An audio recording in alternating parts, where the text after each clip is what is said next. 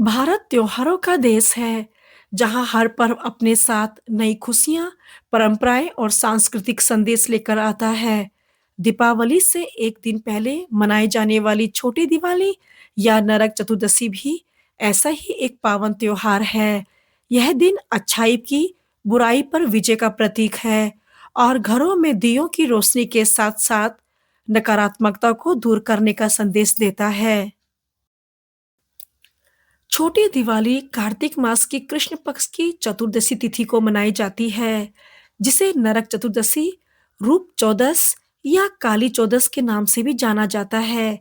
यह दिन मुख्य दिवाली से एक दिन पहले आता है। इस दिन भगवान श्री कृष्ण ने राक्षस नरकासुर का वध किया था और दुनिया को उसके अत्याचार से मुक्त कराया था। इसीलिए इसे नरक चतुर्दशी भी कहा जाता है। समुद्र मंथन और नरकासुर वध कथा।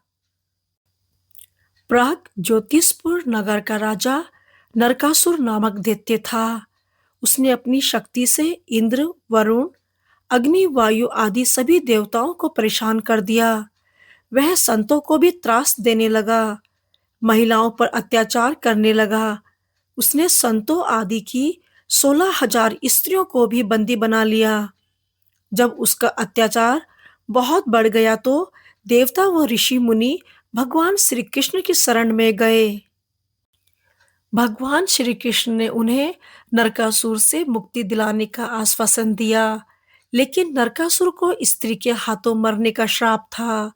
इसलिए भगवान श्री कृष्ण ने अपनी पत्नी सत्यभामा को सारथी बनाया तथा उन्हीं की सहायता से नरकासुर का वध कर दिया। इस प्रकार श्री कृष्ण ने कार्तिक मास के कृष्ण पक्ष की चतुर्दशी को नरकासुर का वध कर देवताओं व संतों को उसके आतंक से मुक्ति दिलाई। उसी की खुशी में दूसरे दिन अर्थात कार्तिक मास की अमावस्या को लोगों ने अपने घरों में दिए जलाए। तभी से नरक चतुर्दशी तथा दीपावली का त्योहार मनाया जाने लगा। नरकासुर एक दैत्य था जो भगवान विष्णु और भूदेवी का पुत्र था, जो वराह अवतार के समय उत्पन्न हुआ था। उसके पिता विष्णु और माता भूदेवी ने ही कृष्ण और सत्यभामा के रूप में उसका संहार किया था।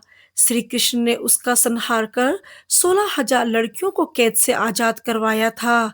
तत्पश्चात उन लड़कियों को उनके माता पिता के पास जाने का निवेदन किया, जिसे उन्होंने अस्वीकार कर कृष्ण से विवाह का प्रस्ताव रखा।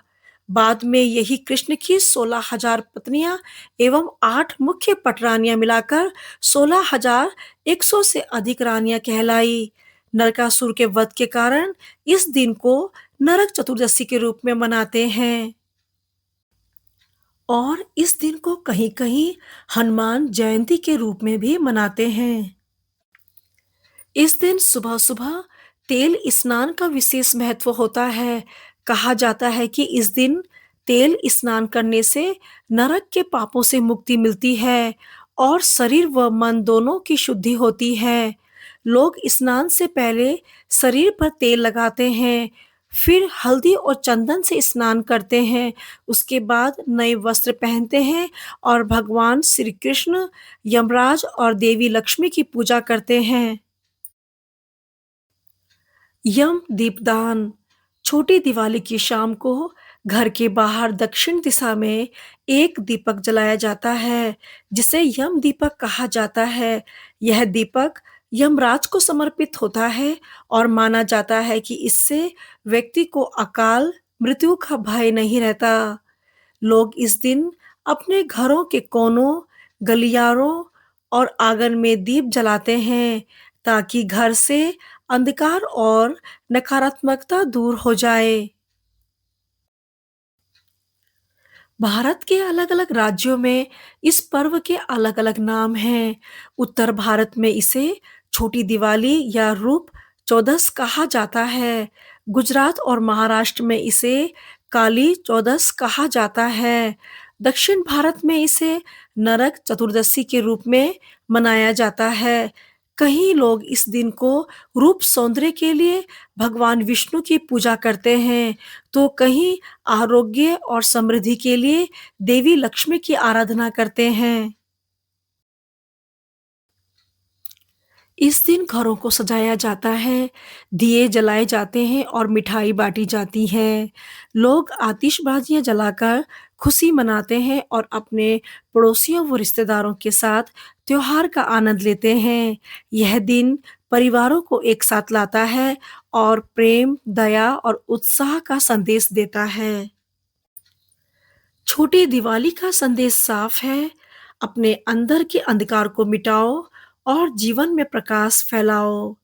यह दिन सिर्फ दियों की रोशनी से नहीं, बल्कि अपने मन और विचारों को उजाला करने का प्रतीक है। तो आइए इस छोटी दिवाली पर हम सब मिलकर संकल्प लें कि हम अपने अंदर के नकारात्मक विचारों को त्यागेंगे, दूसरों की मदद करेंगे और सच्चे मन से खुशियाँ बाँटेंगे।